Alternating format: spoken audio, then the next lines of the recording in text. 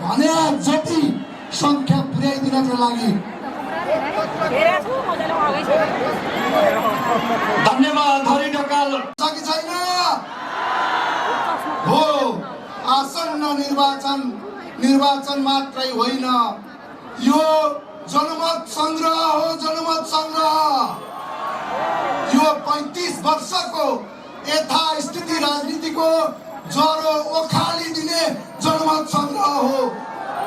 35 वर्षमा 31 सरकार, 9 महिनामा धेरै सरकार बनाइरहने, 5औं चोटि 3औं चोटि एकैजना प्रधानमन्त्री बनिरहने, 20औं चोटि मन्त्री बनिरहने, त्यो यथास्थिति शैलीलाई खारेजी गरिदिने जनमत संग्रह हो।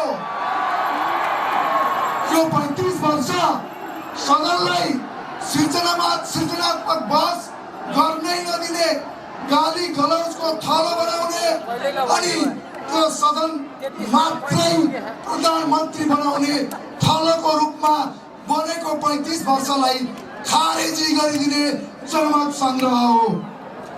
अब आसन्न निर्वाचन पश्चात हामी त्यो सदनलाई कानुन बनाउने थलोको रूपमा हामी 21 जनाले कस्ता खालका सृजनात्मक बहस हुन्छ भनेर 79 मा निर्वाचित भएर गएर देखाइसकेका छौं।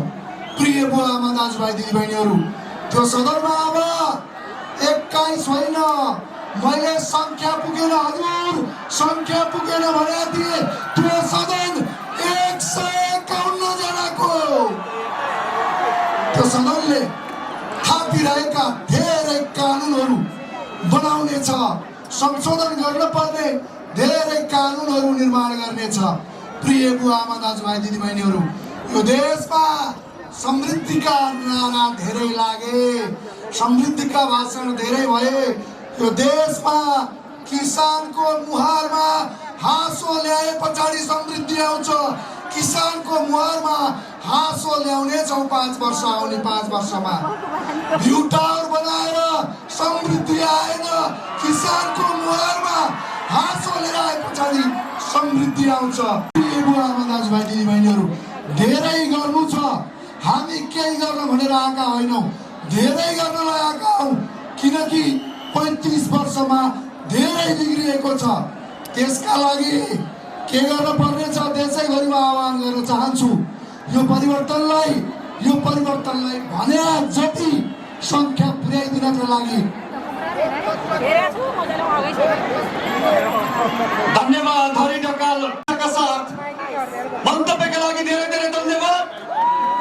नेपालीहरूको मुहारमा तब आँसु आउनेछ जब फागुन 21 मा त्यसै भर घन्टी बज्नेछ।